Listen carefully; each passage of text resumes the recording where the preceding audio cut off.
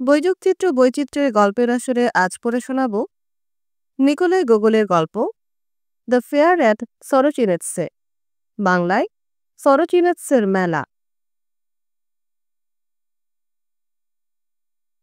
ঘরে আর মন টেকে না, নিয়ে যা ঘরের বার যে থাকে গোলেমালে একেবারে, যে থাকে কুমারীরা নেচে চলে, যে থাকে মাতন লাগায় ছেলের দলে। প্রাচীন কিংবদন্তি থেকে। মালয়েশিয়ায় গ্রীষ্মের দিনগুলো কি মদির, কি উচ্ছল, কি তাপশ্রান্ত সেই সময়টা যখন নৈঃশব্দে ও উত্তাপে জ্বলজ্বল করে মধ্যদিন, আর অপার নীল গগন একটা কামনামধুর গম্বুজের মতো উপুর হয়ে থাকে পৃথিবীর ওপর। মনে হয় যেন নিজের শূন্যের আলিঙ্গনে সুন্দরীকে সজোরে পাশবদ্ধ করে ঘুমিয়ে পড়েছে বিভোর হয়ে। সে আকাশে মেঘ নেই, মাঠে শব্দ নেই, সব যেন মরে গেছে। শুধু উপরে আকাশের গহীনে ঝংকার তোলে ভরত পাখি, আর শূন্যের সিঁড়ি বেয়ে প্রেমাতুর মাটিতে নেমে আসে তার রূপলি গান। আর থেকে থেকে স্তেপভূমিতে শোনা যায় গাংচিলের ডাক, নয়তো বনমুরগির কাংস কণ্ঠ। প্রকাণ্ড ওক গাছগুলো দাঁড়িয়ে থাকে অলস নিশ্চিন্ত ভঙ্গিতে, যেন উদ্দেশ্যহীন একটা আড্ডা জমিয়েছে তারা। আর রোদের চোখ ধাঁধানো আঘাতে ঝলসে ওঠে পুরো একসাথ চিত্রার্পিত পল্লবগুচ্ছ। সেই সঙ্গে অন্য আর এক ষাঁড়ের ওপর নিক্ষিপ্ত হয় রাত্রির মতো কালো ছায়া। শুধু জোর বাতাস বইলেই যে ছায়ায় সোনা ফুটে ওঠে। প্রকাণ্ড প্রকাণ্ড সূর্যমুখী ফুলগুলো মাথা বাড়িয়ে থাকে রংচঙা সবজি ক্ষেতগুলোর ওপর, আর বাতাসে ভেসে বেড়ায় নানা পতঙ্গের চূর্ণি পান্না। বিচালির ধূসর স্তূপ আর সর্ষের সোনালি গাদা ছাউনির মতো ছড়িয়ে থাকে মাঠে, ডেরা বাঁধে তার অসীমতায়। চেরি, পাম, আপেল, নাশপাতির ফল ভারানত প্রসারিত শাখা। আকাশ তার নির্মল মুকুর, গর্বোন্নত শ্যাম তটের মধ্যে নদী। কি মদালস তৃপ্তিতে ভরা এই মালয়েশিয়ার গ্রীষ্ম! এমনই উচ্ছলতায় জলজল করছিল আগস্টের এক তপ্ত দিন।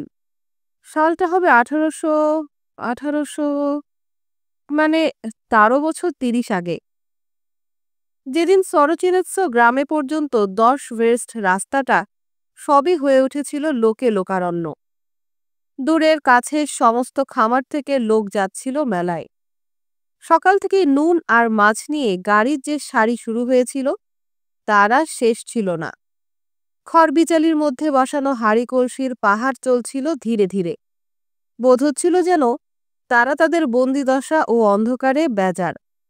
শুধু কোথাও কোথাও উঁচু করে বাঁধা ছাদা বেড়ার উপর থেকে সগর্বে উকি দিচ্ছিল রংচঙে কোনো সরা বা ভাড়, এবং সমজদারদের সকাম দৃষ্টি আকর্ষণ করছিল। অনেক পথচারী ঈর্ষাভরে তাকাচ্ছিল এই ধন সম্পত্তির মালিক লম্বাপোনা কুম্ভকারটির দিকে। ধীর পদক্ষেপে সে যাচ্ছিল তার পসরার পেছন পেছন। তার এই মৃন্ময় গরবী গরবিনীদের সে ফের সযত্নে ঢুকিয়ে দিচ্ছিল ওই অসহ্য বিচালির গাদায়।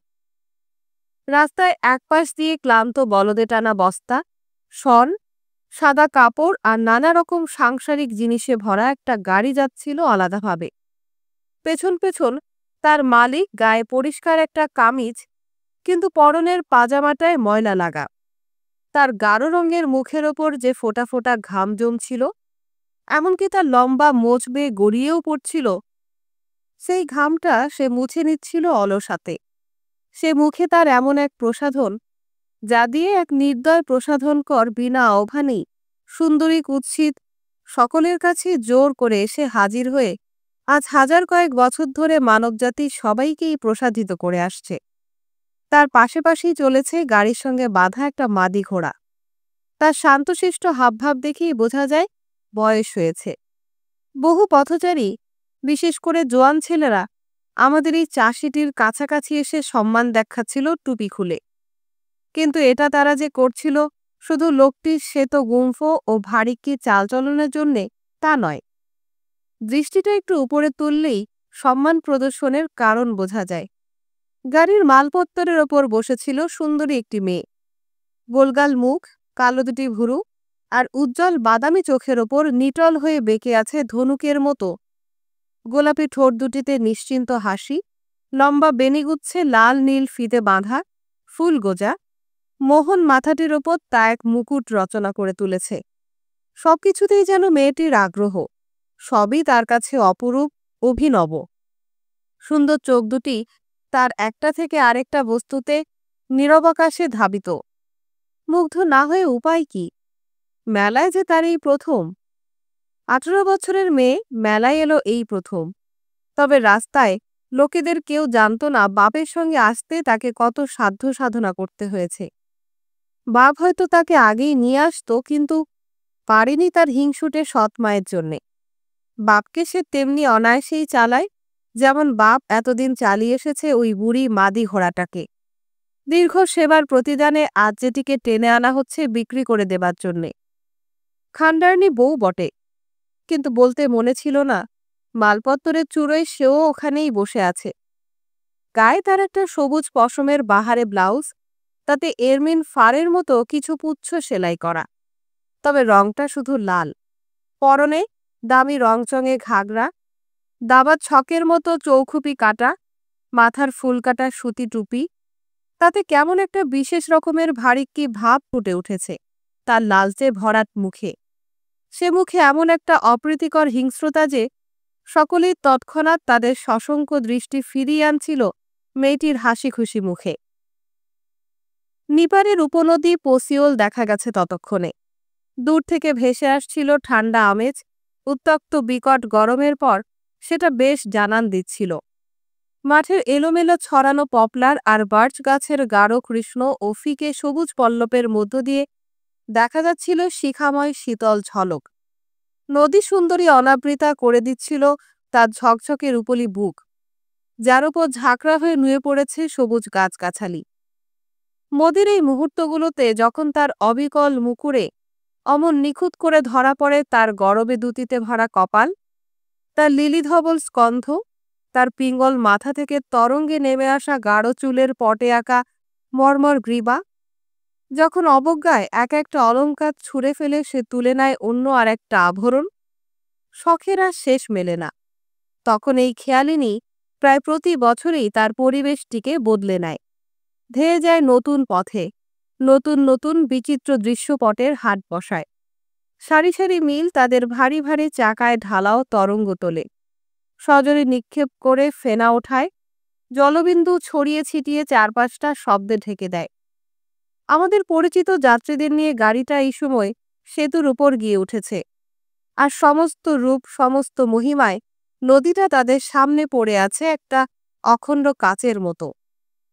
আকাশ, নীল সবুজ বন, হাড়ি কলসির গাড়ি, মিলগুলো সবই দেখা যাচ্ছে উল্টো করে ওপর দিকে পা করে দাঁড়িয়ে আছে বা চলছে, তলিয়ে যাচ্ছে না তার গভীর অপরূপ অতলে। দৃশ্যের সমারোহ দেখে আমাদের সুন্দরীটি অন্যমনস্ক হয়ে গেল। সমস্ত পথটা সে যে সূর্যমুখীর বিচি খেতে খেতে এসেছিল, সেটাও থেমে গেল তার।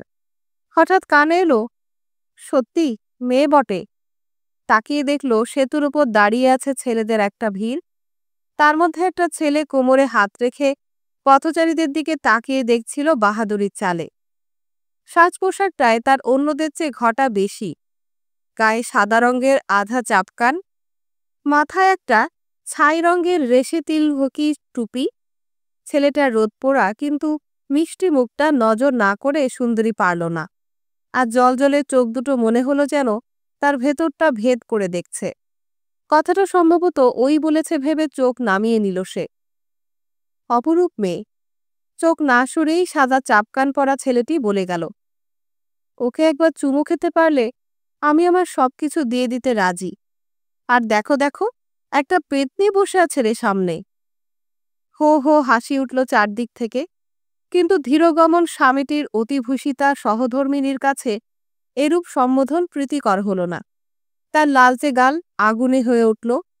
ফুর্তিবাজ ছোকরাটির উদ্দেশ্যে বাছাই করা বর্ষণ ছাড়ল সে। গলায় গেরাস ঠেলে মর তুই হতভাগা মুটে, তোর বাপের মাথায় কলসি ভাঙুক, বরফে পা হরকাক তোর বাপ, সৃষ্টির শত্রুর, নরকে তোর দাড়ি পোড়াক ভূতেরা। দেখো দেখি গাল দিচ্ছি কেমন। এরূপ অপ্রত্যাশিত সম্ভাষণের প্রবল উৎসাহে যেন বা থমকে গিয়ে হাঁ করে চেয়ে থাকে ছোকরাটি। বলল, ১০০ বছরের ডাইনি, এসব কথা বলতে বুড়ির জিভও টাটায় না।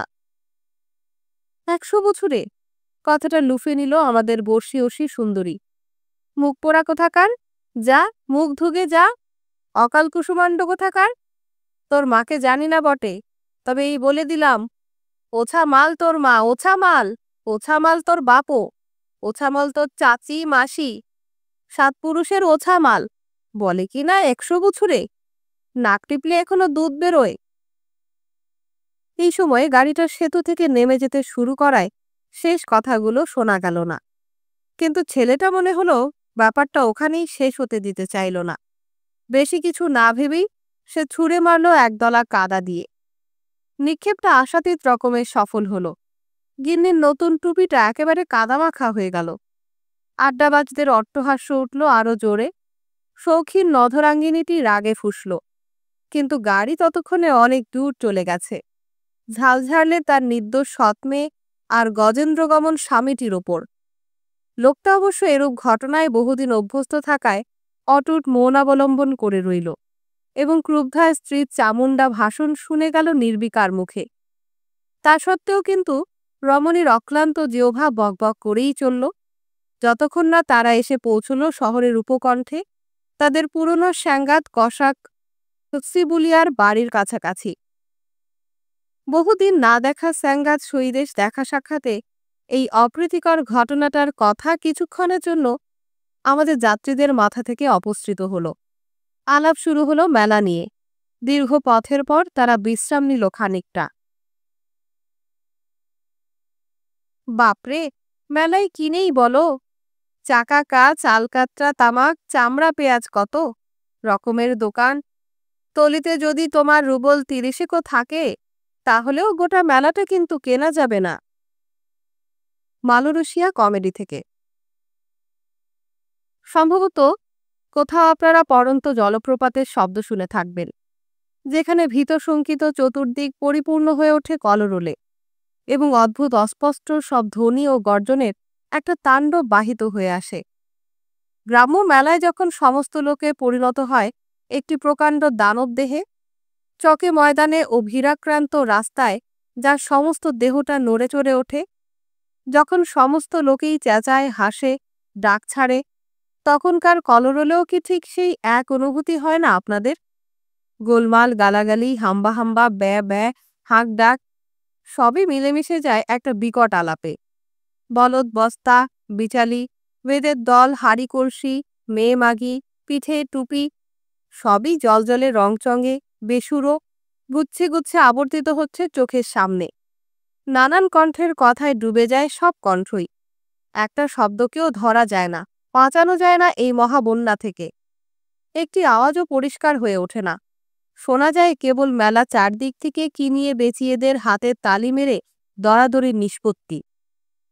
মালবোঝাই গাড়ির ভেঙে পড়ার শব্দ, লোহার ঝনঝন, মাটিতে ছুঁড়ে ফেলা কাঠ তক্তার ধূপধাপ। মাথা গোলমাল হয়ে যায়, বোঝা যায় না কোন দিকে ফিরব। আমাদের কৃষ্ণভ্রু মেয়েটিকে নিয়ে যে চাষিটি এসেছিল, অনেক আগে থেকেই সে লোকজনের মধ্যে ঠেলাঠেলি করে চলেছে। কখনো এসে দাঁড়ায় একটা গাড়ির কাছে, আর একটার কাছে গিয়ে নেড়েচেড়ে দেখে, দরাদরি করে, আর মনটা তার ফেরে কেবলই ১০ বস্তা গম আর মাদি ঘোড়াটাকে নিয়ে, যা সে নিয়ে এসেছে বিক্রির জন্যে। তার মেয়ের মুখ দেখে বোঝা যায় গম আর ময়দার গাড়ির কাছে ঘুরঘুর করাটা তার কাছে খুব প্রীতিকর ঠেকছিল না। তার ইচ্ছে হচ্ছিল সেই দিকে যায় যেখানে সামিয়ানা ছাউনির নিচে ফলাও করে ঝোলানো আছে লাল ফিতে, কানের দুল, টিনের আর তামার ক্রুশ, আর গলায় পরার চাকতি। তবে দেখবার মতো অনেক জিনিস এখানেও সে পেল। খুবই মজা লাগলো তার এই দেখে যে একজন বেদে আর একজন চাষি দরাদরি নিষ্পত্তি করে এমন জোরে হাততালি দিল যে ব্যথায় প্রায় কোকিয়ে উঠল তারা। মাতাল এক ইহুদি ল্যাং মারল একটা মাগিকে। ঝগড়াটে ২ দোকানি মেয়ে পরস্পরে ১৪ পুরুষ উদ্ধার করছে। এক ঋষি এক হাতে তার ছাগলে দাড়িতে হাত বুলোচ্ছে, আর অন্য হাতে হঠাৎ সে টের পেল কে যেন তার জামার নকশি হাতা ধরে টানল। তাকিয়ে দেখে সেই জলজলে চোখ, সাদা চাপকান পরা ছেলেটি। চমকে উঠল সে। এমন বুক ঢিপ ঢিপ করে উঠল, যা কোনো সুখে কোনো দুঃখে কখনো হয়নি। ভারী আশ্চর্য আর অপরূপ বোধ হলো তার। ভেবে পেল না নিজেকে নিয়ে কি করবে। হয় নেই লক্ষ্মীটি, হয় নেই। তার হাত ধরে মৃদুস্বরে সে বলল, খারাপ কিছু বলবো না। হয়তো সত্যি তুমি খারাপ কথা কিছু বলবে না, মনে মনে ভাবল মেয়েটি। কিন্তু কি আশ্চর্য, নিশ্চয়ই শয়তানের কাজ। মনে মনে তো জানাই আছে যে ঠিক হচ্ছে না, কিন্তু হাত ছাড়িয়ে নেবার জোর পাচ্ছি না যে। চাষিটা তাকিয়ে দেখল মেয়েটা কি একটা বলতে যাচ্ছিল, কিন্তু হঠাৎ কানে এলো একটা কথা, গম। জাদুমন্ত্রের মতো কাজ হলো কথাটায়। সঙ্গে সঙ্গেই সে যোগ দিল সরবে আলাপরত দুই ব্যাপারীর সঙ্গে। কোনো কিছুর দিকে মন দেবার আর ফুরসত হলো না। ব্যাপারীরা গম নিয়ে যে আলাপ করছিল সেটা এই, দেখেছ তো লোকটা কেমন, খুব বেশি নেই এ সংসারে, ভদকা টানে জলের মতন। কতলিয়ারেভস্কি এনেই তা। তুমি তাহলে বলছো ভায়া, আমাদের গমের গতিক খারাপ? যে লোকটা বলছিল তার চেহারাটা সফরে বেরোনো শহরবাসীর মতো। পরনে রংচঙে মোটা সুতি কাপড়ের ঢোলা ট্রাউজার, তাতে আলকাতরা আর চর্বির দাগ। যাকে বলছিল তার পরনে জায়গায় জায়গায় তালি মারা একটা নীল আধা চাপকান, কপালে একটা ফোলা। সে আর বলতে, এক মাপ গমও যদি বিক্রি হয়, তবে গলায় দড়ি বেঁধে আমায় সসেস ঝোলানো করে এই গাছটায় ঝুলিয়ে দিও। কি যে বলছো ভায়া, আমরা ছাড়া গম তো আর কেউ আনেনি। ঢোলা ট্রাউজার পরা লোকটি আপত্তি করল। আমাদের সুন্দরীর বাপটি দুই ব্যাপারীর এ আলাপে এ পর্যন্ত একটি কথাও বলেনি। মনে মনে সে ভাবল, হুম হুম, যা মন চায় বলে যাও, আমার কাছে কিন্তু 10 বস্তা মজুত। কথাটা হলো এই, ভুতুরে কাণ্ড যদি কোথাও লাগে, তাহলে ভালো কিছুর আশা বৃথা। তোমার এই নিরন্ন মস্কালদের কাছ থেকে যেমন ভালো কিচ্ছু কখনো মেলে না। কপাল ফোলা লোকটা বললে খুব অর্থময় একটা ভাব করে। কিসের ভুতুরে কাণ্ড? ঢোলা ট্রাউজার পরা লোকটা জিজ্ঞেস করল। লোকে কি বলাবলি করছে শোনোনি? বিষণ্ণ চোখের একটা তীর্যক দৃষ্টিপাত করে বলল কপাল ফুলো। কি বলছে? ওই কি নিয়েই থাকো। আমাদের ছোট হাকিম, ঈশ্বর জানেন, জমিদার বাড়িতে মদ টেনে মুখ মোছারও যেন কপাল না হয় লোকটার। এই ছোট হাকিম মেলার জায়গা বরাদ্দ করেছে একটা ভুতুরে এলাকায়। এখানে মরে গেলেও গম বিকোবে না। ওই পুরনো ভেঙে পড়া চালাটা দেখছো তো, টিলার নিচে দাঁড়িয়ে আছে। এই সময় আমাদের সুন্দরীটির কৌতূহলী পিতা আরও কাছে সরে এসে একেবারে মনোযোগের প্রতিমূর্তি হয়ে দাঁড়ালো। ওই চালাটাতেই চলে সব ভুতুরে কাণ্ড। এ জায়গাটায় কোনো মেলাই ভালোই ভালোই পেরোয়নি। কাল আমাদের ভোলস্তে সেরেস্তাদার রাত করে যাচ্ছিল, হঠাৎ কিনা জানলা দিয়ে বেরিয়ে এলো একটা শুয়োরের মুখ। এমন ঘোদঘোদ করলে যে সেরেস্তাদারের গায়ে কাঁটা দিয়ে উঠল। আরও দেখো, আবার লাল কর্তা ফের না আসে। লাল কর্তা আবার কি? শুনেই আমাদের মনোযোগী শ্রোতাটির লোম খাড়া হয়ে উঠল। সভয়ে পেছন দিকে তাকাতেই দেখে তার মেয়েটি শান্তভাবে ছেলেটির সঙ্গে হাত ধরাধরি করে দাঁড়িয়ে আছে। মধুর কি এক কাহিনী শোনাচ্ছে পরস্পরকে, আর তাতেই যেন ভুলে গেছে দুনিয়ার সব কিছু। এতে তার ভয় দূর হয়ে আগের নিশ্চিন্ত ভাবটা ফিরে এলো। বাহ বাহ বাহ বাহ ভায়া, জড়িয়ে ধরার কায়দা আছে দেখছি। আর আমি আমার আগের বউ খভেস্কাকে জড়িয়ে ধরতে শিখি কেবল বিয়ের 4 দিন পরে, তাও আমার স্যাঙ্গাতের দৌলতে সেই বুঝিয়ে শুনিয়ে দেয়। ছেলেটি সঙ্গে সঙ্গেই বুঝল তার প্রেয়সীর বাপটি বিশেষ তীক্ষ্ণ বুদ্ধি নয়। মনে মনে ভাবতে লাগলো কি করে তাকে পক্ষে টানা যায়। তুমি বাপু লোক ভালো বটে, তবে আমায় চিনতে পারলে না। আমি তোমায় দেখেই চিনেছিলাম। তা চিনতে পারো? যদি চাও তো দেখো, তোমার নাম ধাম সব কিছু বলে দিচ্ছি। তোমার নাম সলোপি চেরেভিক।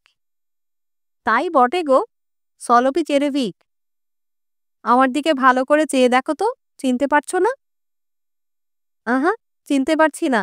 মনে কিছু করো না বাপু, জীবনে যত চাঁদ বদন দেখেছি, সবাইকে মনে রাখতে পারে কেবল শয়তানি।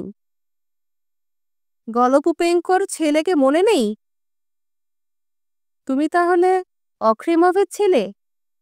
তাছাড়া কে? ভূত তো আর নই। অমনি টুপি খুলে চুম্বন বিনিময় হলো। আমাদের গলপুপেঙ্কর ব্যাটা এক মুহূর্ত নষ্ট না করেই তার নতুন পাওয়া পূর্ব পরিচিতের ওপর আক্রমণ চালাবে ঠিক করল। বলল, বলেছিলাম কি সলপি, দেখছই তো আমি আর তোমার মেয়ে দুজন দুজনকে এমন ভালোবেসেছি যে সারা জীবনই একসঙ্গে কাটাবার ইচ্ছে। মেয়ের দিকে ফিরে হেসে বললে চেরেভি, তা পারাস্কা, হয়তো তাই হবে আর কি। তোমরা দুটিতে সেই যে বলে এই মাঠেই চড়বে। তাহলে কি কথা পাকা? তাহলে আমার নতুন জামাই মিষ্টিমুখ করিয়ে দাও। সুতরাং তিনজনেই গিয়ে হাজির হলো সামিয়ানার তলে মেলার বিখ্যাত রেস্তোরাঁয়। এটির মালিক একজন ইহুদিনী। নানা চেহারা ও নানা আকারের অসংখ্য শিশি, বোতল, সুরাপাত্রের এক অক্ষহীনেতে সুসজ্জিত। সাবাস জামাই, এই জন্যেই ভালোবাসি, বলল চেরেভিক একটু নেশার ঝোঁকে। যখন দেখল তার ভাবি জামাই মগে সেদ দেরেক মদ ঢেলে এক নিঃশ্বাসে সাবার করে মগটাকে ভেঙে গুঁড়ো করল। কি বলিস পারাস্কা, তোর জন্যে কেমন বর জুটিয়েছি দেখ। কেমন বাহাদুরের মতো ভোদকা টানে দেখেছিস? হাসতে হাসতে টলতে টলতে মেয়েকে নিয়ে সে যাত্রা করল নিজের গাড়ির দিকে। আর আমাদের ছেলেটি গেল মণিহারি দোকানগুলোর সারির দিকে। পলতাভা গুরবেনিয়ার বিখ্যাত দুই শহর গাদিয়াজ আর মিরোগ্রোদ থেকেও ব্যাপারীরা আসে এখানে। খোঁজ করতে লাগলো শৌখিন তামা বাঁধাই কাঠের পাইপ, লাল জমির ওপর ফুল তোলা মাথার রুমাল আর টুপি, শ্বশুর এবং অন্যান্য যাদের দেয়া দরকার তাদের জন্য বিয়ের প্রণামী। স্বামী যত চাক এইটে, বউ যদি চায় ওইটে, বুঝে নাও কি বা ঘটবে। কতলিয়ারেভস্কি। শোনো বউ, মেয়ের বর পেয়েছি। দেখো একবার, বর খোঁজার সময় বটে। হাদা হাদা একেবারে, চিরকাল হাদাই থেকে যাবি, এই তোর কপালে লেখা। এই সময় ভালো মানুষ বর খুঁজতে বেরিয়েছে, এ তুই কবে দেখেছিস, কবে শুনেছিস? কোথায় গমটা খালাস করার কথা ভাববে, তার বদলে দেখো কাণ্ড। আর বড় এখন জুটবে ভালোই। কোথাকার ভুখানাঙ্গা কাঙ্গাল হবে একটা নিশ্চয়ই। কি যে বলিস, মোটেই তা নয়। ছেলেটি কেমন একবার দেখলে পারতিস। ওর এই চাপকানটারই দাম হবে তোর সবুজ জামা আর লাল বুটজোড়ার চেয়ে বেশি। আর মদ টানতে পারে কেমন, শয়তানের দিব্যি। সারা জীবনেও কখনো দেখিনি যে ছেলে ছোকরার বয়স একটানে সেদ দেরেক মদ শেষ করে, মুখে এতটুকু কোচকায় না। তা তো বটেই, মেদো মাতাল ভবঘুরে হলেই ঠিক ওর মনের মতন। বাজি রেখে বলতে পারি, এ ওই হারামজাদাটা সাকর উপর যে আমাদের সঙ্গে মশকরা লাগিয়েছিল, সামনে একবার পেলেই হয় টের পাইয়ে ছাড়ব। কি বেলছিস গো হিব্রিয়া, নয় সেইটাই হলো, কিন্তু হারামজাদা হবে কেন? শোনো কথা, হারামজাদা হবে কেন? ওরে মাথা মোটা, শোনো, একবার হারামজাদা হবে কেন? মিলের কাজ দিয়ে যখন যাচ্ছিলাম তখন তোর হাদা গঙ্গারাম চোখ দুটো ছিল কোথায়? ওর নস্যি মাখা নাকের ডগায় বউকে লোকে অপমান করে যায়, আর ওর তাতে বইয়েই গেল। যাই বলো, আমার তো খারাপ কিছু মনে হয় না। কি চমৎকার ছোকরা, তোর পোড়ার মুখে গোবর ছুঁড়ে মেরেছিল, তাছাড়া তো কিছু নয়। বটে, আমার কথা বলাও চলবে না দেখছি। এর মানে কি? কি হলো তোর? কিছু বেচা হতে না হতেই দেখছি মদ টেনে এসেছিস। এই সময় চেরেভিক নিজেই টের পেলে যে একটু বেশি বাড়াবাড়ি হয়ে গেছে। মুহূর্তেই দুই হাতে মাথা ঢাকল সে। নিশ্চয়ই অনুমান করেছিল যে তার ক্রুদ্ধা সহধর্মিনী স্ত্রী সুলভ নখরে তার চুল চেপে ধরতে বিলম্ব করবে না। চুলোই যাকে, বিয়ের দফা শেষ। বউয়ের চামুন্ডা হামলার সামনে পিছিয়ে গিয়ে মনে মনে ভাবে যে কারণ নেই, কৈফিয়ত নেই, না করে দিতে হবে ভালো ছেলেটাকে। হায় ঈশ্বর, আমাদের পাপীদের ওপর কেন এই অভিশাপ? এমনিতেই তো কত ওছামালে দুনিয়া ভরা, তার ওপর আবার আমার বউটিকে কেন বললে ঈশ্বর? মেপল গাছ তুই হেলিস না, সবুজ যে তোর ফুরোইনি। কশাক ভাই তুই দমিস না, বয়স যে তোর বুড়োইনি। মালুরুষীয় গান। সাদা চাপকান পরা ছেলেটি তার গাড়ির উপর বসে আনমনে তাকিয়েছিল চারপাশের একটানা কোলাহল মুখর জনতার দিকে। শ্রান্ত সূর্য সকাল দুপুর শান্তভাবে জ্বলে জ্বলে এখন পৃথিবী থেকে বিদায় নিচ্ছে। নিভন্ত দিন আরক্ত হয়ে উঠেছে মনোহর জলজলে আভায়। সাদা সাদা তাঁবু আর শামিয়ানার মাথাগুলো চোখ ধাঁধিয়ে ঝকঝক করছে। তাদের ওপর দুর্লক্ষ একটা আগুনে গোলাপি আলো। বিক্রির জন্য গাদা করে রাখা জানলার সার্সিগুলো জ্বলছে। সুরি বৌদের দোকানের টেবিলে সবুজ সুরাদার ও পেয়ালাগুলো ঝলক দিচ্ছে শিখার মতো। তরমুজ, ফুটি আর কুমড়োর টিপগুলো মনে হয় যেন সোনা আর ময়লাটে তামা থেকে ঢালাই করা। কথাবার্তা এখন স্পষ্টতই হয়ে উঠেছে স্বল্পতর ও ভাঙা ভাঙা। ফড়িয়া, চাষি আর বেদেদের জিভ চলছে ধীরে ধীরে আলস্যে। কোথাও কোথাও আগুন জ্বলতে শুরু করেছে। মাংস রান্নার উপাদেয় ভাব বয়ে আসছে শান্ত হয়ে আসা রাস্তায়। মন ভার কেন রে গ্রিৎস্কো? রোদ পোড়া এক লম্বা বেদে আমাদের ছোকরাটির কাঁধে চাপড় মেরে বলল, কি বলিস, পুরি দিচ্ছি, তোর বলদজোড়া বেচে দেখ। তোর কেবল ওই বলদ আর বলদ, তোদের যারটার নজরই শুধু লাভের দিকে, ভালো লোকদের ঠকিয়ে বেড়াস। বাপরে, একেবারে ব্রহ্মদত্তি। তিরিক্ষি মেজাজ তো আর অমনি অমনি নয়। কিরে, কনে টনে ঘাড়ে চাপিয়েছিস বলেই মন খারাপ নাকি? না, আমার সে স্বভাব নয়। কথার খেলাপ আমি করি না। যদি কিছু করি তো করি চিরজন্মের মতো। আর ওই দেখ না, ধেড়ে ছুঁচো চেরেভিকটার বোঝাই যাচ্ছে, বিবেকও নেই, তাকে করিও নেই। হ্যাঁ বলে আবার কথা ঘুরোলো। তবে ওকে আর দোষ দেব কি? একেবারে মাথা মোটা। এসবই ওই বুড়ি ডাইনিটার কাণ্ড। সেতুর উপর যেটাকে আমরা ছেলে ছোকরা সবাই খুব একচোট গালমন্দ করেছিলাম। ইস, যদি যার বা কোনো হোমরা চোমরা জমিদার হতাম, তো মাগি নেওয়াটা সবকটা আহাম্মককে ফাঁসিয়ে ঝুলাতাম। আর যদি তোর জন্যে পারাসকাকে জুটিয়ে দিতে পারি, তাহলে কুড়িরো বলে ছেড়ে দিবি বলদজোড়া? বিমূঢ়ভাবে গ্রিৎস্কো তাকালো তার দিকে। বেদেটার ময়লাটে মুখখানায় কি একটা যেন ছিল, যা যেমন হিংস্র, বিষাক্ত, নীচ আর সেই সঙ্গেই দর্পিত। তার দিকে তাকালেই বোঝা যায় এই আশ্চর্য মনটা ভেতরে ভেতরে মহৎ গুণে টকবক করছে। তবে পৃথিবীতে তার একটিমাত্র পুরস্কারই বর্তমান, ফাঁসি মঞ্চ। নাক আর ছুচলো থুতনির মাঝখানে একেবারে বসে যাওয়া মুখটা, তাতে অবিরাম একটা বাঁকা হাসি, অনতিবৃহৎ চোখ, কিন্তু আগুনের মতো জীবন্ত। মুখের উপর ফন্দি ফিকিরের অবিরত বিদ্যুৎ ঝলক। এ সবই যেন সে তখন যে বিশেষ রকমের অদ্ভুত একটা পোশাক পরেছিল, তার সঙ্গে খুবই মানানসই। তার গাঢ় বাদামি কাফতানটা দেখে মনে হচ্ছিল যে তা ছুলেই গুঁড়ো গুঁড়ো হয়ে পড়বে। কাঁধের ওপর লুটিয়ে পড়েছে যে ঝাঁকড়া কালো চুল, তার অনাবৃত রোদে পোড়া পায়ের নাগরা, এ সবই যেন তার গা থেকে গজিয়েছে, তার স্বভাবেরই একটা অঙ্গ।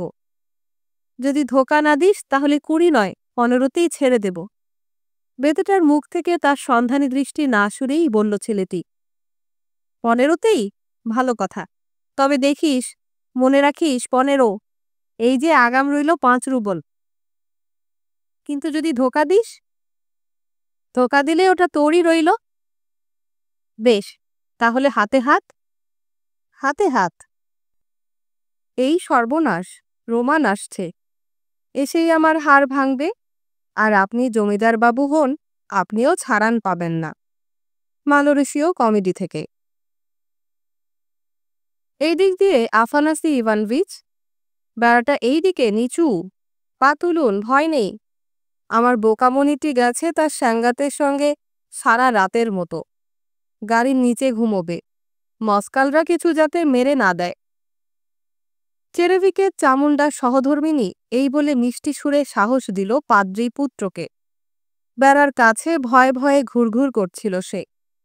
এবার বেড়ার উপর উঠে একটা দীর্ঘ ভয়ঙ্কর প্রেতমূর্তির মতো অনেকক্ষণ অনিশ্চিতভাবে তাকিয়ে তাকিয়ে চোখ দিয়ে আন্দাজ করল কোথায় লাফ দেয়া যায়, এবং শেষ পর্যন্ত ধপাস করে ঝাঁপ দিয়ে পড়ল ঘাস পাতার মধ্যে। কি সর্বনাশ! লাগেনি তো? ঈশ্বর রক্ষা করুন, হাড়গোড় ভাঙেনি তো? থতমত খেয়ে বলল আমাদের সশঙ্কিতা হিব্রিয়া। আস্তে, কিছু না, কিছু হয়নি গো লক্ষ্মীমণি, ভাদ্রনিয়া নিকিফরভনা। পায়ের উপর উঠে দাঁড়াতে দাঁড়াতে ব্যথাতুর অস্ফুট কণ্ঠে বলল পাদ্রীপুত্র। শুধু ওই আমাদের স্বর্গগত বড় পাদ্রী যা বলতেন, এই সর্প সদৃশ্য লতা বিছুটির কামড়টুকু ছাড়া। চলুন চলুন, এবার ঘরে যাই। সেখানে কেউ নেই। আমার তো ভাবনা হয়েছিল আফানাসি ইভানভিচ হয়তো। আপনার পিতৃদোষ কি পেটের অসুখ শুরু হয়েছে? সেই যে দেখা নেই তো দেখাই নেই। কেমন আছেন গো? শুনেছি আপনার পিতামশাই এটা ওটা অনেক পেয়েছেন। বিশেষ কিছু নয় হাভরনিয়া। বাবার সর্বসমেত এই গোটা পার্বণটার জন্য পেয়েছে 15 বস্তা গম, বস্তাচারেক মিলেট, শতখানেক রুটি, আর মুরগি যা পেয়েছেন তা গুনে দেখলে 50ও হবে না। আর ডিমগুলোর অধিকাংশই তো খারাপ। কিন্তু সত্যিকারের মধুর দক্ষিণা বলা যেতে পারে কেবল আপনার কাছ থেকেই মিলবে হাভরনিয়া।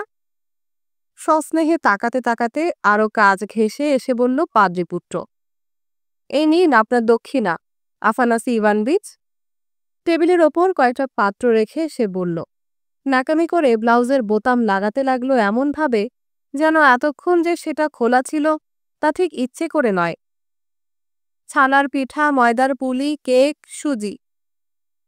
বাজি রেখে বলতে পারি কন্যাদের মধ্যে সবার সেরা নিপুণ যার হাত, সেই হাতে বানানো। এক হাতে সুজি নিয়ে অন্য হাত পিঠার দিকে বাড়িয়ে বলল পাদ্রীপুত্র। তাহলেও হাভরুইয়া নিকি ভরবা না? মন আমার নলুক হয়ে আছে আপনার সমস্ত পিঠাপুলির চেয়েও মিষ্টি একটি খাদ্যের জন্য।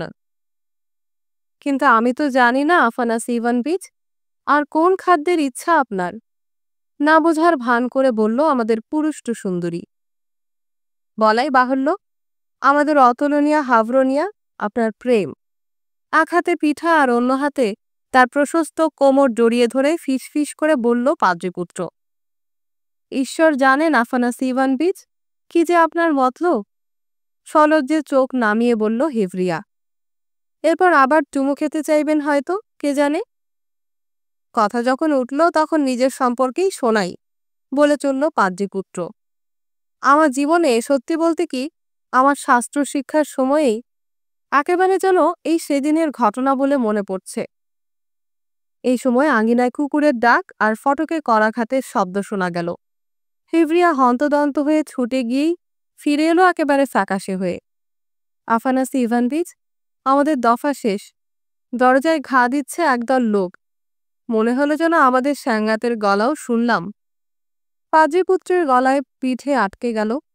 চোখ ড্যাবড্যাবে হয়ে উঠল তার, যেন পরপার থেকে এইমাত্র কেউ এসে দাঁড়িয়েছে তাকে দর্শন দিতে। উঠে পড়ুন এইখানে, চেঁচিয়ে উঠল ভিতা হিভরিয়া। ঠিক ছাদের নিচে 2 কড়িকাঠের ওপর পাতা যে তক্তাটার ওপর যত সাংসারিক টুকিটাকি ঢিপ করা ছিল সেইখানটা দেখিয়ে দিল সে। বিপদে সাহসী হয়ে উঠল আমাদের নায়ক। খানিকটা কি ভেবে নিয়ে সে গিয়ে চাপল চুল্লির ওপর। তারপর সেখান থেকে সেদল তক্তাটার উপরে, আর দিশেহারা হয়ে হিভরিয়া ছুটল ফটকের দিকে। কেননা করাঘাত সেখানে আরো প্রবল ও অধীর হয়ে উঠেছিল। আশ্চর্য কাণ্ড হুজুর। মালরসীয় কমেডি থেকে। মেলা এক আশ্চর্য কাণ্ড ঘটেছে। চতুর্দিকে গুজব শোনা গেল পসরাপাতির মাঝখানে কোথায় যেন লাল কোটটাকে দেখা গেছে। রুটিওয়ালি এক বুড়ির কাছে শয়তান দেখা দিয়েছে শুয়োরের রূপে। অনবরত গাড়িগুলোর ওপর সে শুয়োর ঝুঁকে ঝুঁকে কি যেন খুঁজে বেড়াচ্ছিল। ইতোমধ্যে নিঝুম হয়ে আসা এলাকাটার সর্বপ্রান্তে দ্রুত ছড়িয়ে পড়ল কথাটা। এবং যদিও রুটিওয়ালির চলন্ত দোকানটা ছিল শুরিখানার পাশেই, এবং সারাদিন অকারণেই সে সেলাম ঠুকছিল সবাইকে, টলটলায়মান পা দিয়ে সে তার মুখরোচক রুটিগুলোর মতোই সব নানা মূর্তি আঁকছিল মাটিতে। তাহলেও কথাটা অবিশ্বাস করা অপরাধ বলেই মনে হলো সবার। এর সঙ্গে যুক্ত হলো ভাঙা চালার কাছে সেরেস্তাদারের দেখা অবাক কাণ্ডটার অতিরঞ্জিত সংবাদ। ফলে রাতের দিকে সবাই পরস্পর গা ঘেঁষাঘেঁষি করে থাকাই শ্রেয় বোধ করল। মনে শান্তি গেল চুলোয়।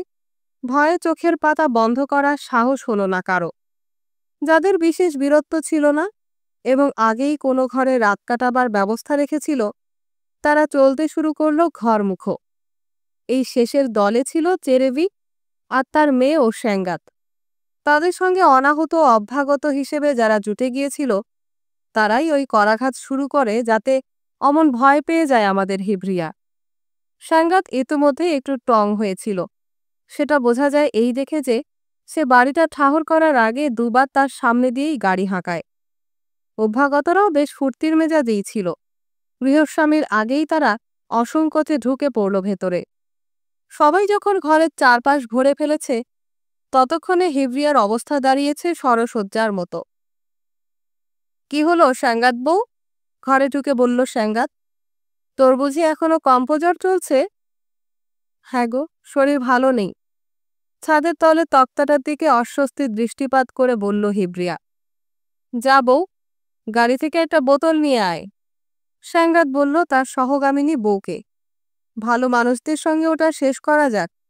হতভাগা মাধিগুলো আমাদের এমন ভয় ধরিয়ে দিয়েছে যে বলতেও লজ্জা হয়। হায়, ঈশ্বরের যত বাজে হুজুগে আমরা সব চলে এলাম ভায়া।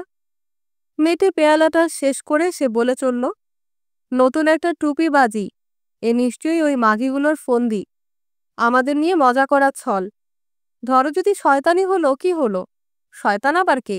ঝাঁটা মারি তার মাথায়। যদি এক্ষুনি ও আসে, ধরো আমার সামনেই দাঁড়ায়, তাহলে ঠিক ওর নাকের ওপর যদি একটা গাঁটটা না বসাই তো আমি কুত্তার বাচ্চা। তাহলে অমন হঠাৎ ফ্যাকাশে হয়ে গেছিলে যে? বলল অভ্যাগতদের একজন। মাথায় সে সবচেয়ে লম্বা, সবসময়ই সাহসের ভাব দেখাতে চায়।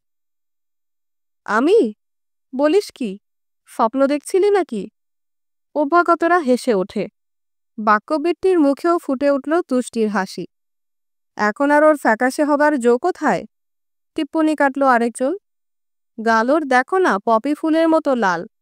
এখন আরও উৎসিবুলিয়া নয়, একেবারে লাল বিট। বলতে কি একেবারে ওই খোদ লাল কোর্তার মতো। লোকে যার ভয়ে মরছে। বোতলটা টেবিল ঘুরতেই অতিথিরা আগের চেয়েও হাসি খুশি হয়ে উঠল।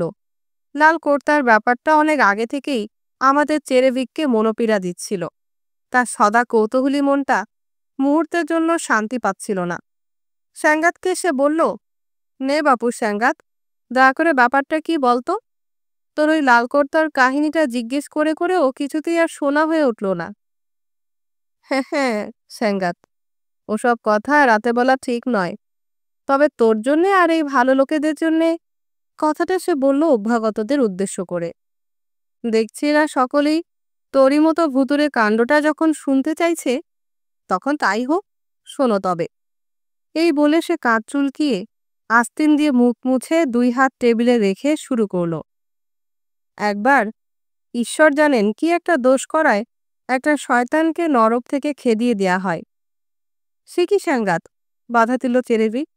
নরক থেকে শয়তানকে ভাগিয়ে দিল, এটা হয় কি করে? ভাগিয়ে দিলে তো আমি তার কি করব স্যাঙ্গাত? ভাগিয়ে দিল লোকে, যেমন করে কুকুর খাদায় বাড়ি থেকে। হয়তো কোনো একটা ভালো কাজ টাজ করতে চেয়েছিল আর কি। বাস, দরজা দেখিয়ে দিল। বেচারি শয়তানটার এখন মন কেমন করে, হাপিত্তেশ করে নরকের জন্যে। গলায় দড়ি দেবার ইচ্ছে হয়, কিন্তু কি আর করে, মনের দুঃখে মদ ধরল। ডেরা পাতল ওই চালাটায়, যেটা ভেঙে পড়েছে ওই টিলার নিচে। তুই দেখেছিস কোনো ভালো মানুষ এখন আর ওর সামনে ক্রুশের পবিত্র চিহ্ন না দিয়ে যাবে না। শয়তানটাও এমন নেশাখোর হয়ে উঠেছে যে কোনো ছেলে ছোকরার মধ্যেও তেমনি দেখবে না। সকাল থেকে সন্ধ্যা পর্যন্ত ওই এক কাজ, শুরিখানায় বসে বসে মদ গেলা।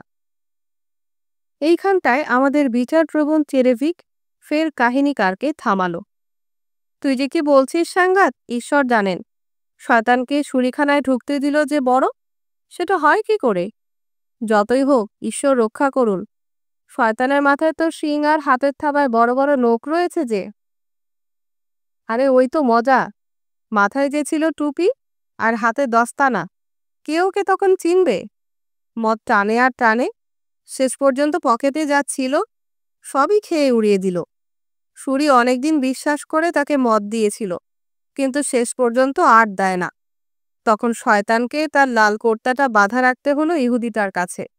সরোচিনেৎসু মেলায় তখন যে শুরিখানাটা চালাতো, বাধা রাখলো দামের 3 ভাগের 1 ভাগেও নয়।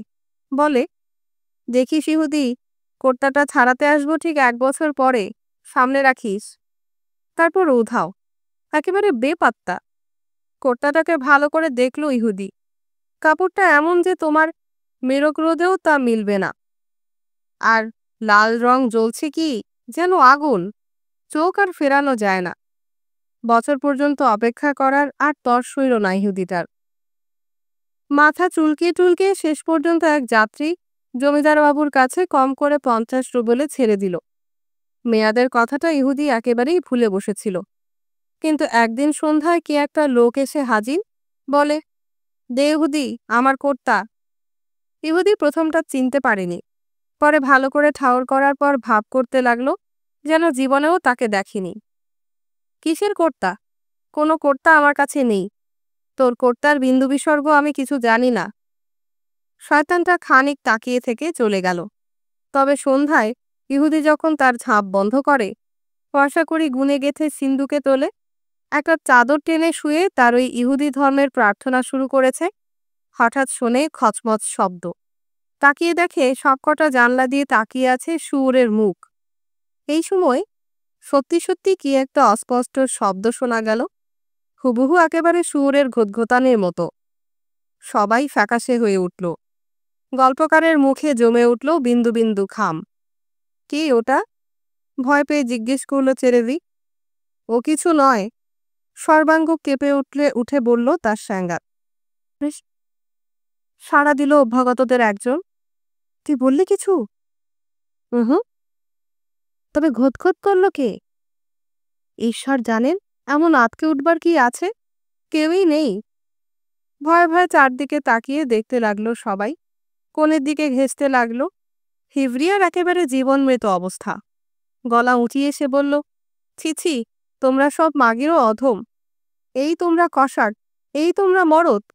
হাতে তকলি দিয়ে তোমাদের সুতো কাটতে বসা উচিত। কেউ হয়তো, ঈশ্বর মাফ করুন, মানে কারো হয়তো তক্তপোষ্ট হয়তো একটু ক্যাচ ক্যাচ করে উঠেছে। অমনি সবাই তোমরা ভেড়ার পালের মতো হুড়োহুড়ি লাগিয়েছ। এতে আমাদের বীরপুরুষদের লজ্জাবোধ হলো। একটু চাঙ্গা হয়ে উঠল সবাই। মগে চুমুক দিয়ে স্যাঙ্গাত ফের গল্পের সূত্র তুলে ধরল। ইহুদি তো মূর্ছা গেল। শুয়োরগুলো কিন্তু রণপায়ের মতো লম্বা লম্বা পায়ে জানলা বেয়ে উঠে তোমার 3 বিনুনির চাবুক দিয়ে একদণ্ডেই জাগিয়ে তুলল তাকে। ইহুদি তো লাফাতে শুরু করলো তোমার ওই কড়িকাঠগুলো ছাড়িয়ে। পায়ে লুটিয়ে পড়ল ইহুদি, সবকিছু কবুল করল। তবে কর্তা তো আর সহজে মিলবার নয়। রাস্তায় জমিদার বাবুর উপর ডাকাতি করে কোনো এক বেদে ব্যাপারী মেয়ের কাছে বেচে দেয়। ব্যাপারী মেয়ে সেটা ফের নিয়ে আসে সরচিনেৎস মেলায়। কিন্তু সেই থেকে তার আর কিছুই বিক্রি হয় না। ভয়ানক তাজ্জব লাগে মাগিটার। ভেবে ভেবে শেষ পর্যন্ত তার খেয়াল হলো নিশ্চয়ই ওই লাল কর্তাটাই অপয়া। জামাটা একবার সে পরে দেখেছিল। মনে হয়েছিল কে যেন তাকে একেবারে চারদিক থেকে চেপে ধরছে। সে তো আর খামোখা নয়।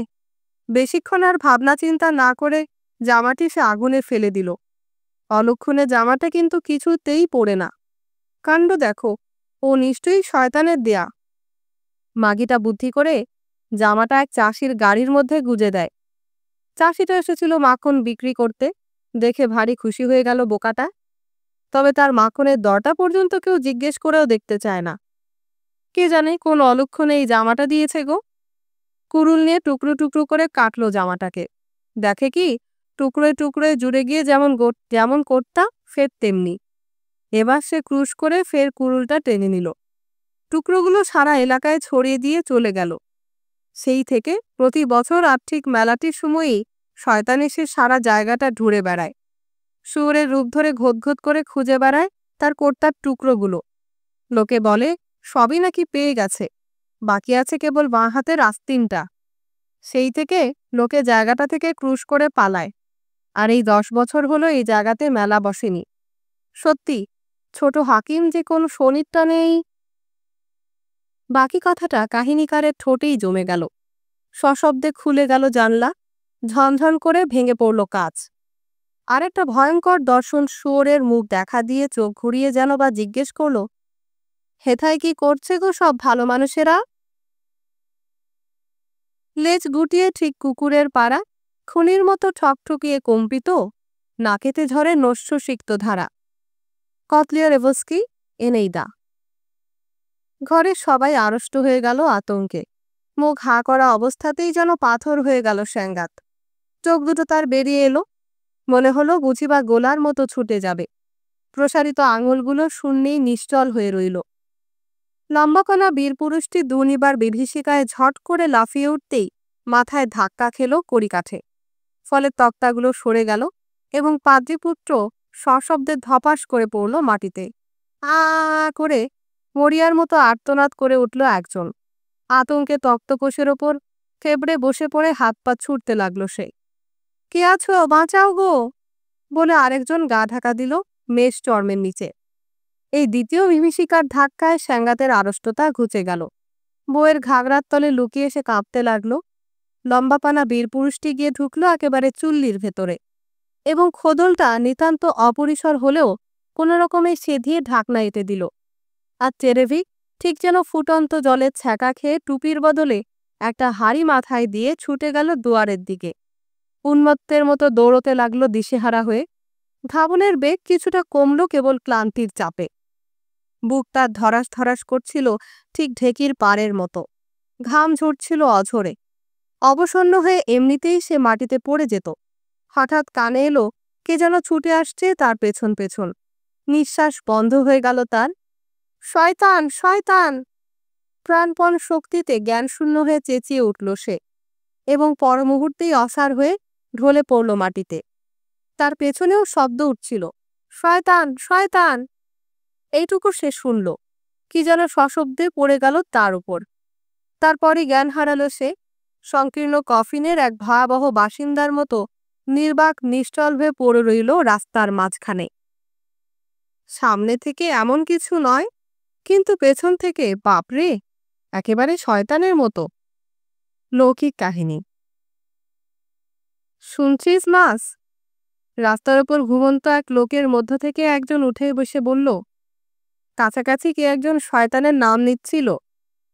পাশেই যে বেদেটা শুয়েছিল সে পা টান করে বিড়বিড় করল, হয়েই গেল আমার। শয়তানদের গোটা জাতটারই নাম নিক না কেন? কিন্তু এমনভাবে চেঁচালো যেন টুটি চেপে ধরেছে কেউ। ও ঘুমের মধ্যে লোকে তো কত কি চেঁচায়। সে যাই বলো, অন্তত একবার দেখা দরকার। নে চকমকি ঠোক। দ্বিতীয় বেদেটা আপন মনে কি গজর গজর করে উঠে দাঁড়ালো। বার দুয়েক বিদ্যুতের মতো ফুলকির ঝলকে আলো হয়ে উঠল তার মুখ। ফু দিয়ে আগুন জ্বালালো এবং হাতে কাগানেৎস অর্থাৎ একটা ভাঙা খোলায় ভেড়ার চর্বি দিয়ে জ্বালানো প্রচলিত মালরুষীয় বাতি দিয়ে পথ আলো করে যাত্রা করল। দাঁড়াতো, এখানে কি যেন পড়ে আছে, আলো দেখাতো। এই সময় আরো কিছু লোক জুটল তাদের সঙ্গে। কি পড়ে আছে রে মাস? দুটো লোকের মতো মনে হচ্ছে, একটা উপরে আরেকটা তলে। এদের কোনটা যে শয়তান ঠিক ঠাওর হচ্ছে না। উপরেরটা কে? একটা মাগি। তবে তো ঠিকই শয়তানই বটে। সকলের হো হো হাসিতে প্রায় গোটা রাস্তাটাই জেগে উঠল। আরে, মাগি উঠেছে মদ্দার উপর। এ মাগিটা তাহলে চেপে যেতে জানে বলো? ভিড়ের মধ্য থেকে কে একজন বলল। আরে দেখো হে, দেখো দেখো! চেরেভিকের মাথায় তখনও হাড়ির যে আধখানা লেগেছিল সেই খোলাটা তুলে বলল আরেকজন। কি টুপি পরেছিলেন বীরপুরুষটি? ক্রমবর্ধমান কোলাহল ও হাসাহাসিতে আমাদের মরা দুটি সাড়া জাগল। সলপি আর তার বউ তখনও বিগত আতঙ্কটায় পরিপূর্ণ। ফ্যালফ্যাল করে তারা সভয়ে তাকিয়ে রইল বেদেগুলোর কালচে মুখের দিকে। দপদপে ওই আলোর মিটমিটে ছটায় তাদের মনে হচ্ছিল যেন এক অনন্ত রাত্রির অন্ধকারে পাতালপুরীর গাঢ় বাষ্পে আচ্ছন্ন একদল উদ্দাম প্রেত। আলাই বালাই দূর হ প্রেতচ্ছায়া। মালরুষীয় কমেডি থেকে। নিদ্রুত্থিত সরচিনোৎস গ্রামের ওপর সকালের তাজা আমেজ হয়ে গেল। সমস্ত চিমনি থেকে ধোয়ার কুণ্ডুলি উঠল উদীয়মান সূর্যের অভিমুখে। কলকলিয়ে উঠল মেলা। শুরু হলো ভেড়ার ব্যাঁ ব্যাঁ, ঘোড়ার চিহি চিহি, ফের হাঁসের প্যাক প্যাক, আর পশারিনীদের চেঁচামেচি উঠতে লাগলো সমস্ত এলাকা জুড়ে। আর লালকর্তার ভয়াবহ যেসব গুজব আধারে রহস্যঘন সময়টায় লোকজনের মধ্যে অমন আতঙ্ক জাগিয়েছিল তা অন্তর্ধান করল প্রত্যুষের সঙ্গে সঙ্গেই। খাই তুলে গা টান করে চেরেভিক তন্দ্রা উপভোগ করছিল। আর স্যাঙ্গাতের খড়ে ছাওয়া চালার নিচে বলদ আর গম ময়দার বস্তার মাঝখানে মনে হচ্ছিল যেন তার স্বপ্নের আমেজটুকু ছেড়ে ওঠার কোনো ইচ্ছেই নেই। এমন সময় হঠাৎ যে কণ্ঠস্বরটি তার কানে এলো সেটি তার আলস্যের আশ্রয়। লক্ষ্মীমন্ত চুল্লিটির মতোই, কিংবা তার ঘরের দুয়ার থেকে 10 পা দূরের দুঃসম্পর্কীয়া আত্মীয়ার চালানো সুরিখানাটার মতোই অতি পরিচিত। ওঠ, উঠে পড়। প্রাণপণে হাত ধরে টানতে টানতে তার মমতাময়ী গৃহিণী তার কানের কাছে ঝংকার তুলল। উত্তর দেবার বদলে চেরেভিক গাল ফুলিয়ে 2 হাত ঢাক পিটানোর ভঙ্গিতে নাড়তে লাগল। মরণ, মাথা খারাপ হলো নাকি? আস্ফালিত যে হাতের ঘুষি আরেকটু হলেই তার মুখে এসে পড়ত, তা থেকে পিছিয়ে এসে চেঁচিয়ে উঠল গিন্নি। চেরেভিক উঠে বসে খানিকটা চোখ কচলে চারদিকে চেয়ে দেখল। মাইরি বলছি গো, তোর মুখখানা। আমার মনে হয়েছিল যে একটা ঢাক, মস্কালদের মতো করে সেটা আমায় দমাদম পিটতে হুকুম দিয়েছে ওই সেই শুয়োর মুখগুলো, আমাদের স্যাঙ্গা যাদের কথা বলেছিল। হয়েছে, খুব হয়েছে, তোর যত বাজে কথার ভরং। উঠে যায় এখুনি, ঘড়িটাকে বেচতে। লোকে হাসবে যে মেলায় এলো, এক মুঠো তিসিও বেচলে না। সত্যি কি হবে বলো বউ? যোগ দিল সলপি। আমাদের নিয়ে যে এবার লোকে হাসাহাসি করবে। যা বাপু যা, লোকে এমনিতেই হাসবে তোকে দেখে। দেখছিস তো এখনো হাত মুখো ধোয়া হয়নি। হাই তুলে পিঠ চুলকিয়ে বলল চেরেভিক, এবং সেই ফাঁকে আলসেমি করার মতো খানিকটা সময় জুটাবার চেষ্টা করল। দেখো একবার, ফিটফাট হবার খেয়াল হলো বাবুর কেমন সময়টিতে। ফিটফাট তুই কবে থেকেছিস?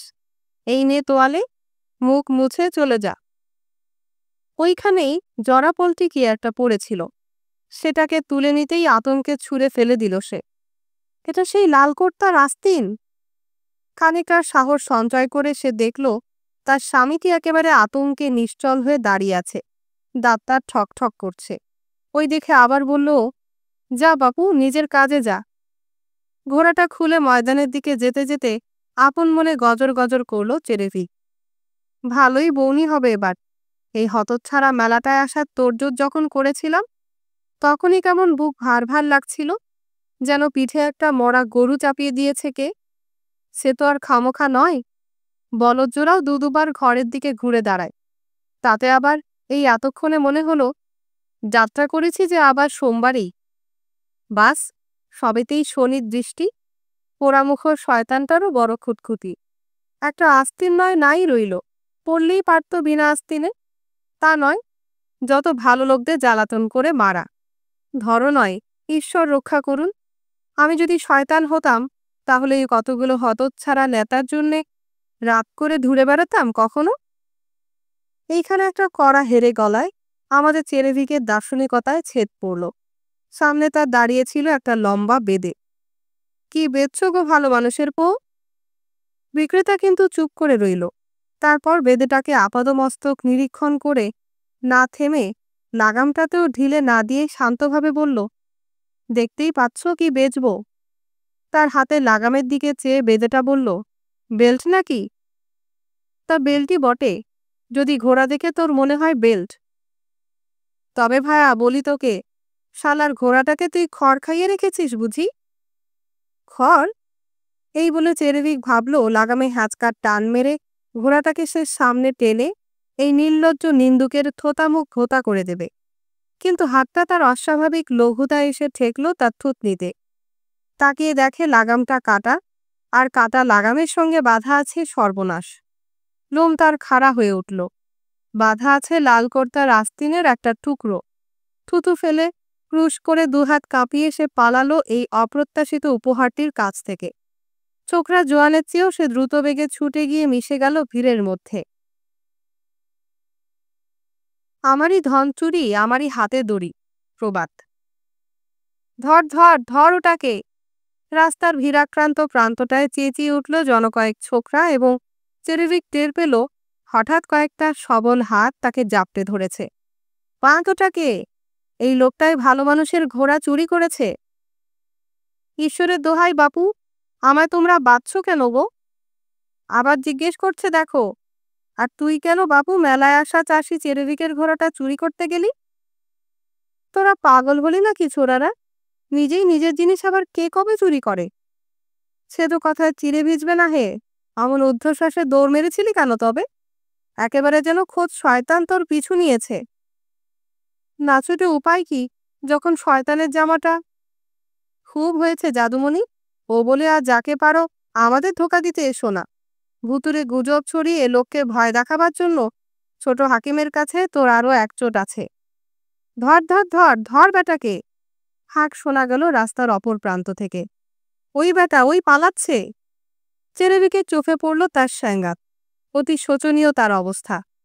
পিছমোড়া করে দুহাত বাঁধা, তাকে টেনে নিয়ে যাচ্ছে কয়েকটা ছোকরা। তাজ্জব কাণ্ড সব, বলছিল ছোকরাদের একজন। মুখ দেখলেই বোঝা যায় লোকটা চোর, কিন্তু কি বলছিল শুনছিলে?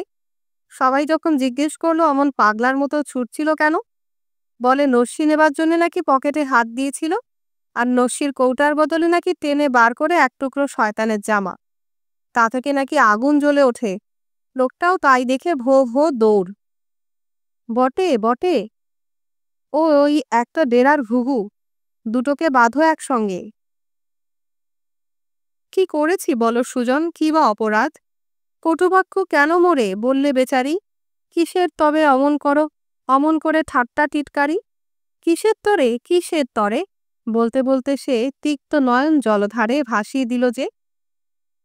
আর্তেমোভস্কি, গুলাক, জমিদার বাবু ও কুকুর। একটা খোঁড়া চালার নিচে স্যাঙ্গাতের সঙ্গে একত্রেই হাত পা বাঁধা হয়ে শুয়েছিল চেরেভিক। জিজ্ঞেস করল, বাস্তবিকই তুই হয়তো একটা কিছু মেরেছিস স্যাঙ্গাত, তাই না? তুইও তাই বলছিস স্যাঙ্গাত? কোথাও যদি কোনোদিন আমি কিছু চুরি করে থাকি তো আমার হাত পা খসে পড়বে। হবে সে মায়ের কাছ থেকে ছানার পিঠা আর টক ক্রিম চুরি ছাড়া, তাও বছর 10 বয়সে। আমাদের এমন বিপদ কেন বলতো স্যাঙ্গাত? তোর অবশ্যই তেমন কিছু নয়। তোকে বড়জোর বলবে যে তুই অন্যের জিনিস মেরেছিস। আর আমার এই পোড়া কপালে কি দুর্নাম দেখ দেখি। আমি নিজেই নাকি আমার নিজের ঘোড়া চুরি করেছি। বোঝাই যাচ্ছে স্যাঙ্গাত, জন্ম থেকেই কপালে আমার সুখ লেখা নেই। অনাথ অভাগা আমরা, হায় গো, কি হলো আমাদের? এই বলে স্যাঙ্গাত ফোঁপাতে লাগলো। কি ব্যাপার সলপি? এই সময় সে জিজ্ঞেস করলো গ্রিৎস্কো, তোমায় বাঁধলো কে? গলগুপেঙ্কো নাকি? ওই গলগুপেঙ্কো? আনন্দে চেঁচিয়ে উঠল সলপি। আরে এই ছেলেটির সম্পর্কেই তোমায় বলেছিলাম স্যাঙ্গাত, বাহাদুর বটে। যদি নিচে বেলুতো আমার মাথায় বজ্রপাত হবে। তোর মাথার চেয়ে কম নয় এমন এক ভার মদ ও আমার সামনে চোঁ চোঁ মেরে দিল, মুখ একটু কোচকালোও না। আর তুই কি স্যাঙ্গাত, অমন বাহাদুর ছোকরা, আর তাকে তুই মান্যি করলি না? কি আর বলি, দেখতেই পাচ্ছিস। গ্রিৎস্কোর দিকে ফিরে বলল চেরেরি, ঈশ্বর শাস্তি দিয়েছেন তোর কাছে অপরাধ করেছি বলে। ভালো মানুষ তুই, মাপ করে দে ভাইটি। মায়েরই বলছি, তোর জন্য সব কিছু করতে রাজি। তবে কি বলবি বল? গিন্নির মাথায় যে ভূত চেপে আছে। তা আমি অমন রাগ পুষে রাখার লোক নই। যদি চাও তো আমি তোমায় খালাস করে দিতে পারি। এই বলে সে ছোকরাগুলোর দিকে চোখ ইশারা করল, এবং যাহারা পাহারা দিচ্ছিল তারাই ছুটে এলো বাঁধন খুলতে। তার বদলে তুমি তোমার উচিত কর্তব্য করো। বিয়েটা লাগাও গো। এমন মাতন মাতা চাই যেন গোপাক নাচের পা ব্যথা সারা বছরেও না যায়। বাহ বাহ, কি বাহ বাহ, হাততালি দিয়ে বলে উঠল সলপি। মনটা আমার এমন ফুর্তি লাগছে যে মনে হচ্ছে যেন আমার গিন্নিটিকে লুটে নিয়ে গেছে মস্কালরা। সত্যি, ভেবে আর কি হবে। যে যা বলে বলুক, আজই লাগাও বিয়ে, হেস্তনেস্ত হয়ে যাক। মনে রেখো কিন্তু সলপি, ঘণ্টাখানেক বাদে আমি তোমার ওখানে গিয়ে হাজির হব। সেখানে তোমার মাদি ঘোড়াটি আর গম কেনার জন্য লোক জুটেছে দেখো গে। সে কি, পাওয়া গেছে ঘোড়াটা? হ্যাঁ, পাওয়া গেছে। আনন্দে চেরভিকের আর নরণচরণ নেই। গ্রিৎস্কোর গমনপথের দিকে সে চেয়ে রইল অপলকে।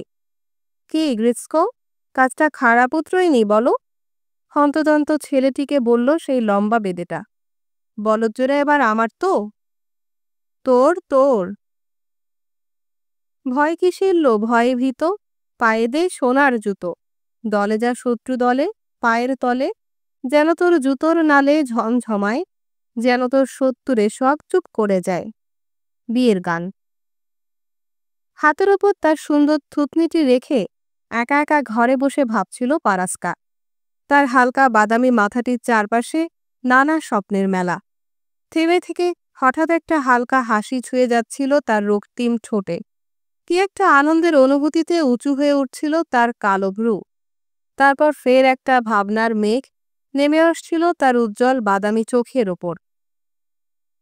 কিন্তু ও যা বলেছে তা যদি না হয়? কি একটা আশঙ্কার ভাব ধরে গুঞ্জন করল ও। যদি আমায় সম্প্রদান না করে? যদি... না, না, তা হবে না। আমার সৎমার যা খুশি হয় সবই করে। আর আমার যা খুশি তা আমি করতে পারবো না?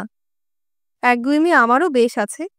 কি সুন্দর, কি অপরূপ হয়ে জ্বলজ্বল করে তার কালো চোখ। কি আদর করে ও ডাকে, পার্সিয়া নয়নমণি আমার। কি সুন্দরী মানায় তার সাদা চাপকানটা। কোমরবন্ধটা আর একটু ঝকঝকে হলে কি ভালোই হতো।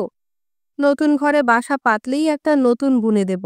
সত্যি ভাবতেই এমন আনন্দ হয় যে মেলায় সে যে লাল কাগজ আঁটা ছোট্ট একটা আয়না কিনেছিল, সেটা সে বুকের মধ্য থেকে বের করে গোপন তৃপ্তিতে দেখতে দেখতে বলল, ভবিষ্যতে কখনো যদি আমার সৎ মায়ের সঙ্গে কোথাও দেখা হয়, প্রাণ গেলেও কখনো তাকে নমস্কার করব না।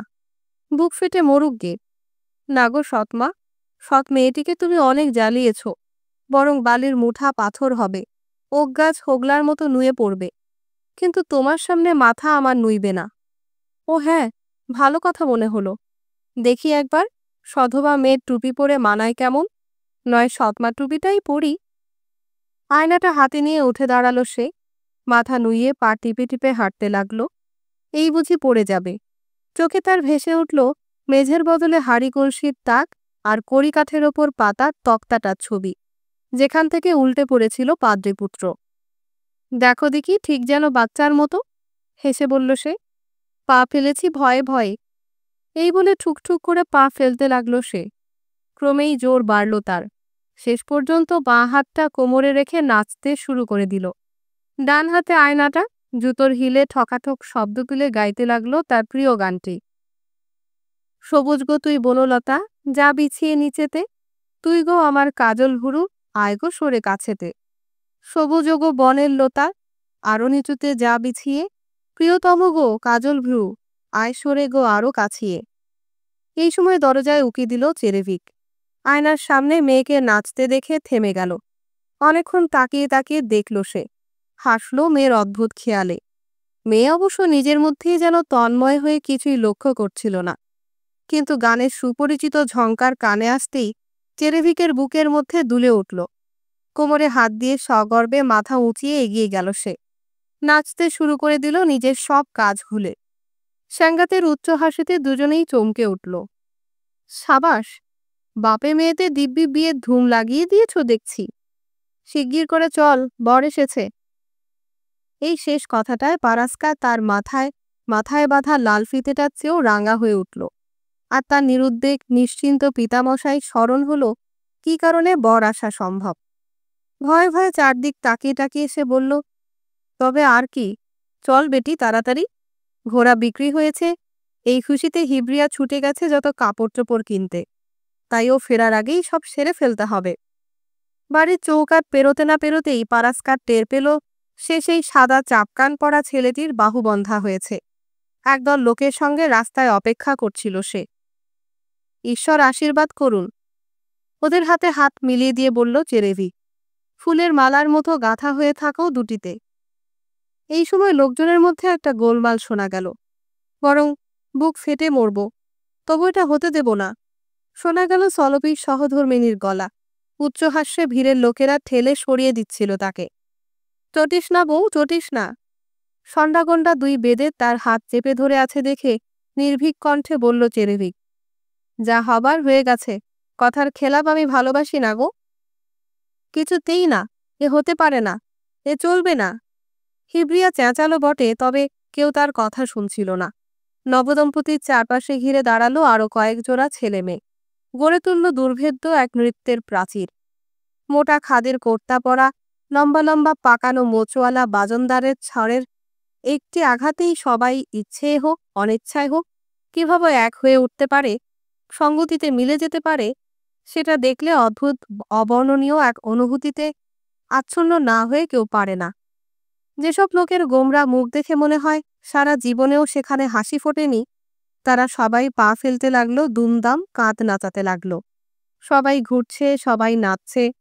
কিন্তু তার চেয়েও অদ্ভুত অবদ্ধ এক অনুভূতি জেগে ওঠে বুকের গহীনে, যখন দেখা যায় জরাজীর্ণ মুখের ওপর সমাধির উদাসীনতা এমন সব বৃদ্ধরাও এসে ঠেলাঠেলি লাগিয়েছে নতুন হাস্যময় জীবন্ত মানুষগুলোর মধ্যে। উদ্বেগ নেই, তারুণের আনন্দটুকুও নেই, নেই সহানুভবের ঝলক। শুধু নেশার তাড়নাতেই তারা যান্ত্রিকের নিষ্প্রাণ যন্ত্রের মতো কিছু মানবসুলভ অঙ্গভঙ্গি করে চলেছে। মাতাল মাথাগুলো দোলাচ্ছে ধীরে ধীরে, নেচে চলেছে আনন্দমত্ত লোকগুলোর পিছু পিছু। নবদম্পতির দিকে একবার দৃষ্টিপাতও করছে না। শোরগোল, হাসাহাসি, গান স্তিমিত হয়ে আসতে লাগল। সুর মরে গেল, অস্পষ্ট ঝঙ্কার তার ম্লান হয়ে হারিয়ে গেল শূন্যে। কোথাও যেন তখনও শোনা যাচ্ছিল নৃত্য পদবাতের ধ্বনি, দূর এক সমুদ্রের তরঙ্গধ্বনির মতো। তারপর অচিরেই সবকিছু হয়ে উঠল নির্জন নিস্তব্ধ। ঠিক এমনি করেই কি মিলিয়ে যায় না আমাদের আনন্দ, আমাদের সুন্দর চঞ্চল অতিথিটি? একক একটি ঝঙ্কার বৃথাই হর্ষ ফোটাতে চায়, নিজের প্রতিধ্বনিতেই তা শোনে এক বিষাদ ও শূন্যতার মীর, নিজেই স্তম্ভিত হয়ে পড়ে। উদ্দাম উত্তাল তারুণ্যের নানা সঙ্গীরা কি এইভাবেই দুনিয়ায় একের পর এক নির্জনে হারিয়ে যায় না? একাকী পড়ে থাকে শুধু তাদের এক বৃদ্ধ ভাই। বিস্বাদ তার জীবন যে পড়ে রইল, বুক তার হয়ে ওঠে ভারাক্রান্ত বিষণ্ণ। উপায় তার কিছু নেই।